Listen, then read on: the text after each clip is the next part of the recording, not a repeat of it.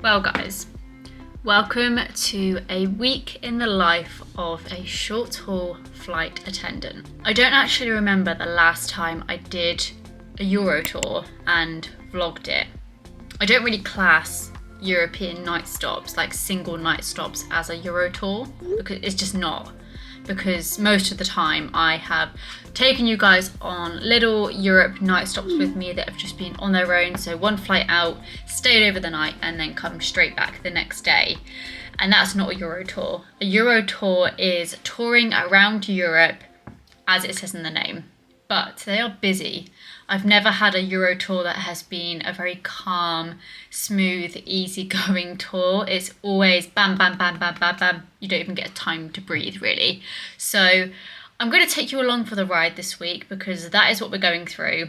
And you'll be able to see kind of firsthand, kind of not, because as I just said, it's busy and we don't really get the time even to ourselves, let alone really time for me to vlog. But as and when I have the chance, I will pop on and just give you an update on how my week's going and what's gone on, what it's like, my thoughts and feelings, because I know there are so many of you guys out there that are starting to do a bit of mixed flying. You're ending your training, things are going well for you, and you do want to kind of see what you're getting yourself into. And yes, I do loads of long haul. I'm very lucky with that, but we do have to break it up sometimes with a bit of short haul, and that's what this week is. So when I released this week on my roster reveal for July, I did say that I was doing a Euro tour at the end of the month, which is this tour. And I said that I was going to Berlin, then Stockholm, and then Paris. So they were my 3 night stops that made this a Euro tour. So I am currently in Berlin. That's where I am right now. It is currently almost 20 past midnight.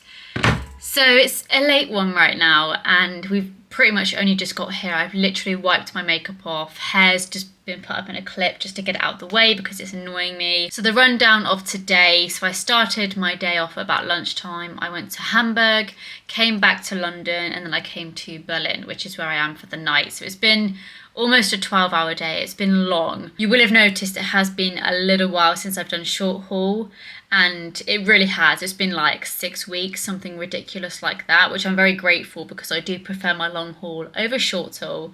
But I totally forget sometimes the different feeling of long haul tired to short haul tired, and it's hard to describe unless you experience it. Long haul tired is more so jet lag, whereas short haul tired is your body just aches from head to toe because you're taking off and landing so frequently, and the incline is really tough on your muscles and your legs, and you're doing just a lot of pushing and a lot of sorting out bags in boarding. It's just a lot on your body. So of course, yeah, it's long days, but it's just physically a lot more tiring short haul. So that has been what I've been up to today. Yesterday I did have an available day, but luckily that did turn into a day off. So I'm very lucky that I did get a day off. It's quite nice to not have a 6-day week because 5 days is long enough. 6 days is just... So day 1 is done. What is on the menu for day 2? So I basically have the minimum rest we can possibly have on a night stop in Europe, and that is 12 hours here in Berlin.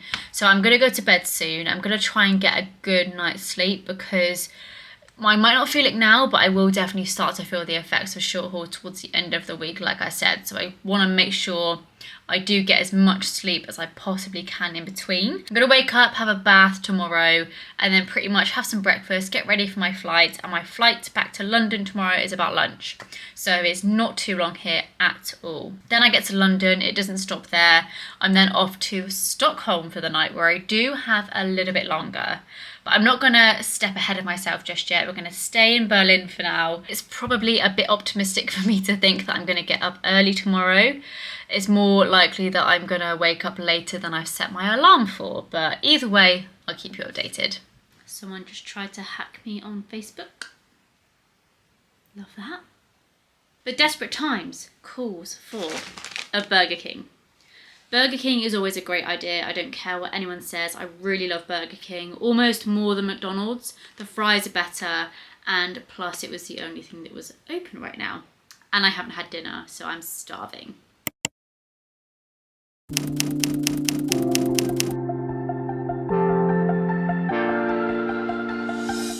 I've been a bit more prepared this trip and made sure to bring myself some breakfast.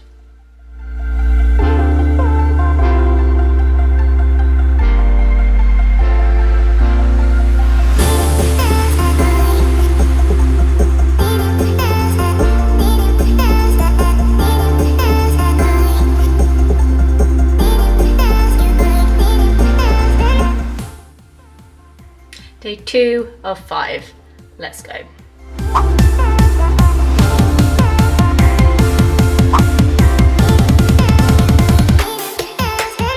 And welcome to Sweden. It's a little bit cold out there, so I'm gonna shut that door, keep that cold out. That's very aggressive. And I'm gonna take my makeup off. So I have made it to the beautiful Stockholm. We don't actually stay in Stockholm, so we're a little bit further out, but we are literally just outside of a train station. So I could go into Sweden, could go into Stockholm tomorrow, but I have just found out the pickup time for our bus tomorrow to go to the airport, and it's, if I wake up early, I probably could do it. But this is me we're talking about. I'm not a morning person. I don't do any earlier than like 10, 11 at home. Bearing in mind we're an hour ahead here. So that's going to be like 11, 12. By the time I wake up, actually like mentally wake up, I'm not going to make it out until about 1. And then I'm only going to have like maybe an hour or 2 outside. So maybe I should just get over myself and try and wake up a bit earlier tomorrow, just to make the most of this slightly longer night stop, because yeah, we're not going home until the evening officially tomorrow, but it's quite a drive from here to the airport, so we do need to leave a little bit earlier. I have heard that the area that we actually do stay in, which is Uppsala, is actually all right, and there's a little town a short walk away, so maybe I should just sort of see what's in Uppsala rather than in Stockholm itself. So maybe that's a better plan for tomorrow rather than trekking all the way to Stockholm. Maybe I should save that for some other time when I'm never going to get a long night stop here again, but I always say let's do it another time. I just dropped my brush on my toe. Do any of you out there with thicker hair always have that trouble of dropping your brush on your foot because your hair gets really tangled and then you try and like drag it through and yank it out, which I shouldn't do because it's really bad for my hair, but I do anyway. And then I just end up dropping brushes on my foot every single time I brush my hair. That's me. A little overview of today, I have to say, wasn't actually that bad. Most of the time with Euro tours, it actually works out that the first day of your Euro tour is often the worst, and then as you progress through your week, it gets better, because normally you start off with your day 1 being 3 sectors, which is what I had yesterday, and then it goes down 2, and then sometimes you get 1 or 2, and for me it literally goes 3 sectors, 2 sectors, 1 sector. So that's actually okay. And the reason I say 1 sector tomorrow, you might notice that I did say on my roster reveal for July that I was going to Paris. Stockholm to London and then London to Paris. We'll see about that though, because I'm not very confident it's going to stay there. I always get a Paris night stop and it never goes ahead. Same exact thing has happened this month. Paris night stop has appeared on my roster, has been cancelled. So my Euro tour has been cut short, and therefore I do have there and backs at the end of my week. You can tell I'm very happy about that. But it does mean that I only have 1 flight back home tomorrow, and then I go home in the evening, and then I have to do a Barcelona there and back on Friday. And I did have an available day on Saturday, which has actually turned into another there and back, but it's actually quite easy because I'm going to Madrid, but I'm positioning out and then working home. So I'm flying there as a passenger and then I'm working home, which is like an hour and a half, 2 hour flight max. So in reality, I am only working for about 2 hours on Saturday. So I don't want to complain too much, but it still means driving in an hour and 20 minutes to work each way to do 2 hours of work. I'm driving more than I'm actually working, which sounds crazy, but sometimes that is just the reality of being crew. So the time is currently 10 past midnight here in Sweden, 10 past 11 at home. And as we were driving from the airport to the hotel here in Uppsala, we were driving in the direction of the sun. The sun was mostly set, but not fully. And this was at like 11:15 at night. Obviously, with it being the summer months, it doesn't get lighter until later at home. And it never occurred to me that being up north, it was going to be even worse than that. But I did not think it would still be light at 11:15 at night. It kind of threw me off a little bit. I thought it was a lot earlier than it was, but it definitely wasn't. And it's only pretty much just set now. Being just after midnight is very mind-blowing to me. Anyway, good night, and I will see you in the morning, hopefully.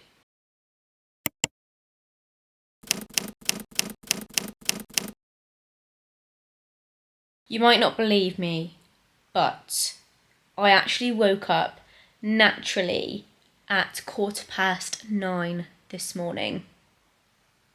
I did set an alarm for about that time, but it didn't go off. And I think my body was like, what? Where's my alarm? And basically my phone died. I forgot to put it on charge. Once again, I tend to do that a lot. Fall asleep without putting my phone on charge.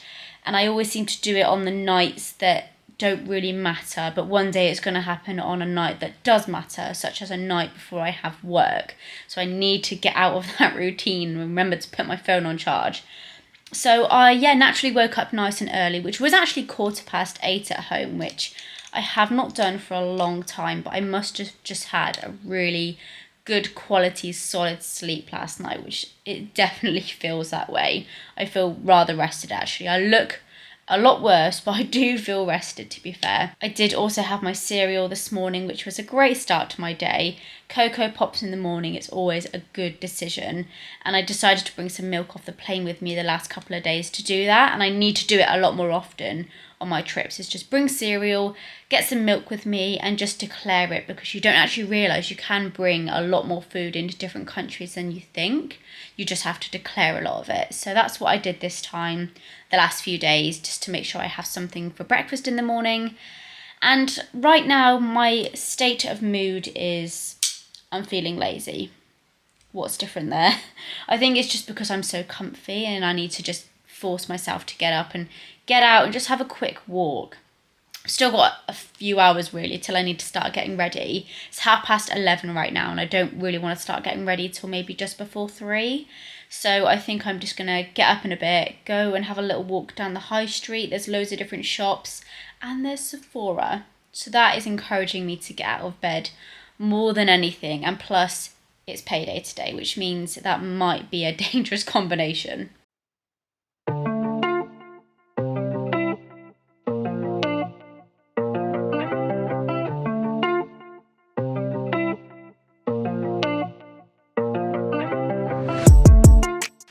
Got ready in 15 minutes. That's not really bad going. Decided to do my makeup before I went out because then it means I don't really have to rush so much to come back. But I don't think I'll be out for too long anyway, but it's just nice to get it all done, out the way. I can just throw my hair up later, get my uniform on and head out the door.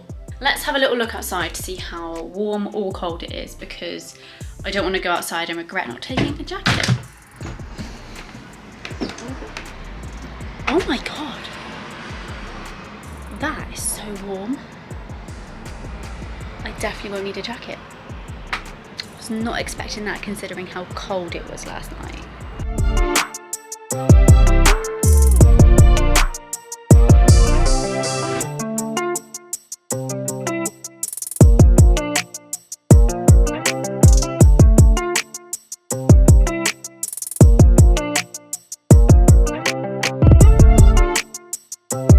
So I just went into Sephora and there was no stock of like anything, maybe a few bits, but like not in the right shades.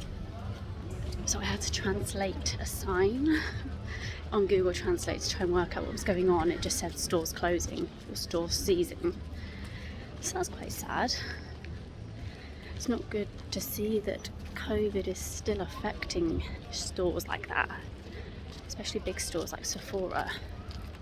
It's a shame, but it also means a good thing, so I don't buy anything. Oh my god, the Zara sale is absolutely lethal. Let me show you. These are a little bit long and do show my pants. I'd have to wear the right pants, but these trousers are like £7. What the hell? So these are about £6, which the quality is insane for £6. Obviously they weren't £6 in the first place. Trouble is, my thighs are quite big, but my waist is tiny, so they fit around my thighs, but waist-wise they don't think it's too big of an issue. I feel like a belt could fix it, but am I just buying them because they're £6? Maybe. I don't know. I feel like I'm leaning more towards no. Once again, it would have to be the right bra for this one, but it's a lovely colour. It just seems really like, I don't know what the right word, it just doesn't feel right. Like this part's fine, it's just this ruffly bit. I don't know. Again, leaning more towards no. Well, that was a lovely little outing into Uppsala. Quick, but it was very nice. And I did end up getting myself a little Burger King drink. Funnily enough, another one. No food though, because I'm not too hungry, so I'm just going to have a little something to drink before I get ready. One thing that I always struggle with when I go to a new place is trying to cross the road. It sounds so silly, but trying to figure out where the button is and whether I can jaywalk or not, it's a task. But I always feel a little bit humiliated when I start pressing things that aren't actually the button to get the traffic lights to go green. I am now back in my room, but before I forget to, I do want to do a quick room tour. It's going to be quick, I promise, because this room is one of the tiniest rooms I think I've ever stayed in. Have stayed here once before and I pretty much had the same room, but it's a really cute, cozy room and I just want to document it to look back on in the future. But it's also interesting for you guys who are also crew, who haven't been here, to get a chance to see what the room's like in Sweden, in Uppsala. So for starters, the doors open outwards in these places. I think it's only in Sweden. It's very odd, I don't get it, but only in Sweden. Walk in the room with the ironing board, which I've already used because I wanted to be prepared. Full length mirror just here. Bathroom through here, so it has like a big gap that opens up into the main bedroom, which is quite nice, makes it feel a little bit bigger, I guess. Yeah, walk into the bathroom, you've got this really big sliding door. Toilet, close that. The other side you've got the shower. And you've got this big surface to do your makeup on and do your hair, big mirror. Although the lighting can be good, it's not the best, especially when you have the lights on in here. Got like tea and coffee and stuff, some glasses, fridge, safe, wardrobe in there, but I've got my uniform in there and it's only like a very light curtain, so I don't want to show you too much through there. Then you walk in here and you've got the bedroom with a balcony as well, which is a nice added extra we don't always get. And also we've got another sideboard with a TV. So yeah, it's quite a nice room, but it is just so small. I think you could probably see it a bit better from this angle. It's just such a tiny, cute room. But the balcony is pretty much just as big as the room itself, which is quite interesting. But yeah, we're on the top floor and we just get a lovely view of Uppsala.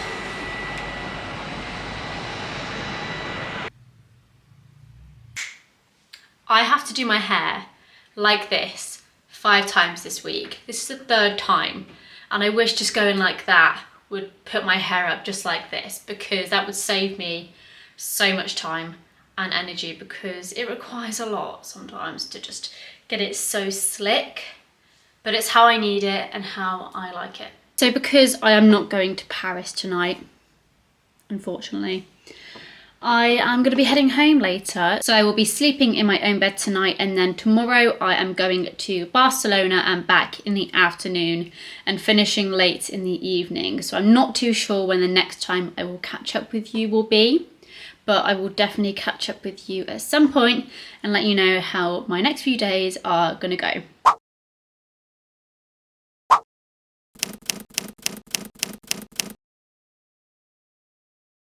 This is what 5 days of hairspray has done to my hair.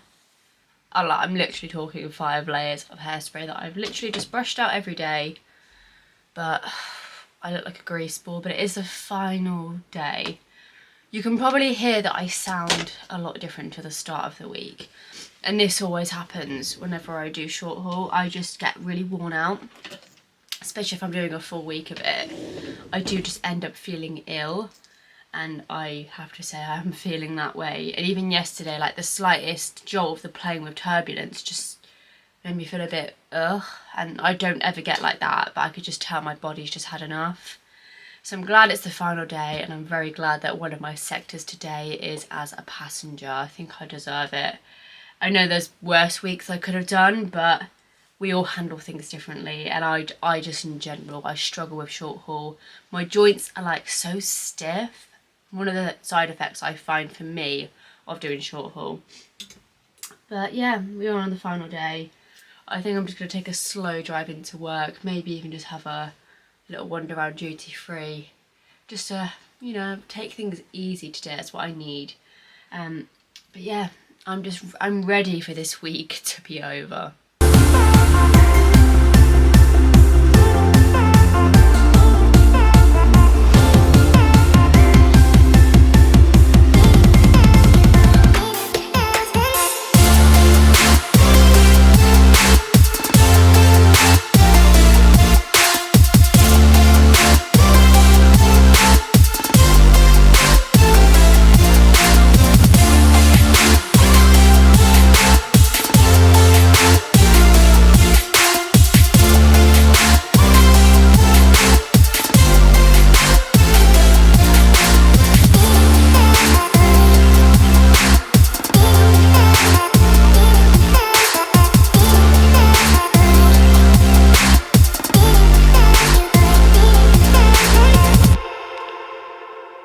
Well, that's how I ended my week. That hair don't look good. Like, what is that? Like, you can hear how crunchy it is, and like you can see just how hard it is, because that shouldn't be one clump of hair. That should be loads of separate strands, and it's just not.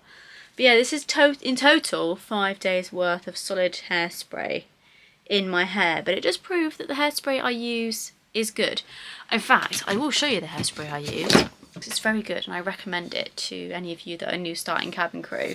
So it's the Schwarzkopf Max Hold, which you can get, I think, Superdrug does a good price. But anyway, that is my short haul week done. The real true life of a flight attendant, a mixed flying flight attendant anyway, doing a short haul week. On to next week, where we are doing another long haul flight, which is what I absolutely love.